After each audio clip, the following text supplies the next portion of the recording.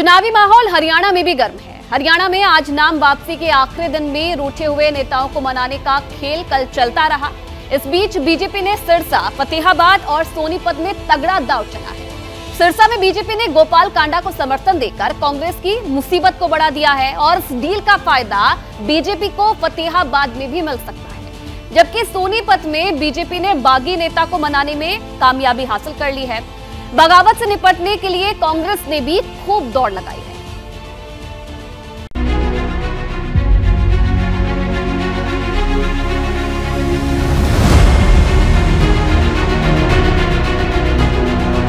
हरियाणा के चुनावी कुरुक्षेत्र में दांव पर 90 सीटें हैं। हर सीट पर जाति का गणित बिठाने और बागियों को मनाने में कांग्रेस और बीजेपी की सांस फूलती रही।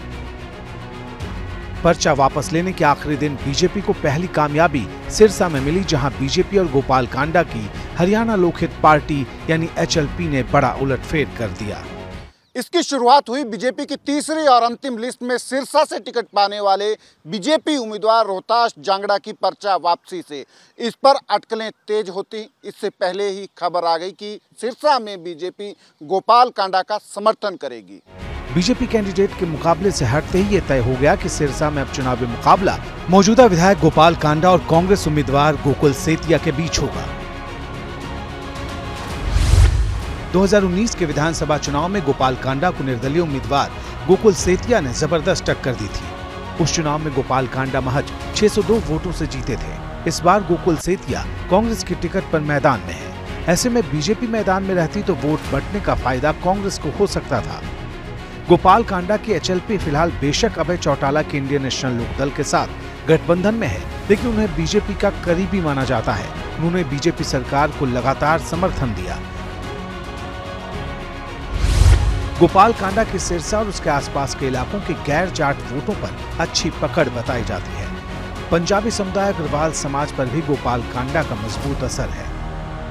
गोपाल कांडा से डील करके बीजेपी ने सिर्फ कांग्रेस के लिए सिरसा सीट पर चैलेंज ही नहीं बढ़ाया, बल्कि फतेहाबाद में अपना रास्ता भी साफ कर लिया है। फतेहाबाद से गोपाल कांडा के भाई ने निर्दलीय पर्चा तो भरा था, लेकिन तय वक्त पर रिटर्निंग ऑफिसर के दफ्तर नहीं पहुंचे और पर्चा रद्द हो गया। दावा किया जा रहा है कि ये सब जानबूझकर बीजेपी को फायदा पहुंचाने के लिए किया गया। बीजेपी को सीट मैनेजमेंट के मामले में दूसरी कामयाबी सोनीपत में मिली, जहां कार्यवाहक मुख्यमंत्री नायब सिंह सैनी खुद पहुंचे और पार्टी से नाराज बताई जा रही पूर्व मंत्री कविता जैन और उनके पति राजीव जैन की शिकायत मिटाकर चुनावी संकट दूर कर दिया। राजीव जी ने और कविता जी ने निर्णय लिया है कि हम मजबूती से लग करके कमल का फूल खिलाने का काम करेंगे। इससे पहले बीजेपी ने राजीव जैन का टिकट काटकर कांग्रेस से आए निखिल मदान को उम्मीदवार बनाया था।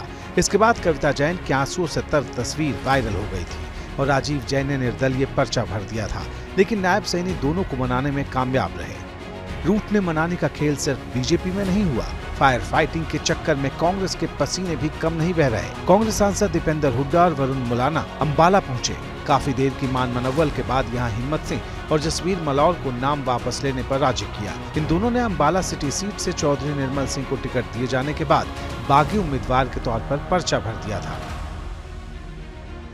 एक आग्रह लेके आए, हम उनका धन्यवाद करते हैं कि हमारे भाई हिम्मत ने हमारे आग्रह को माना है। ये हमारी पार्टी के लिए।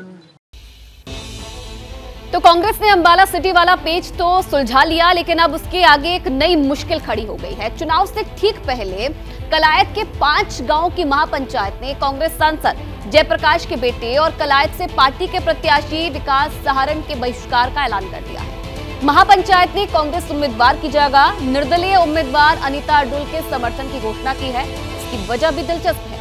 दरअसल कांग्रेस सांसद जयप्रकाश अपने बेटे के प्रचार के लिए कैथल पहुंचे थे।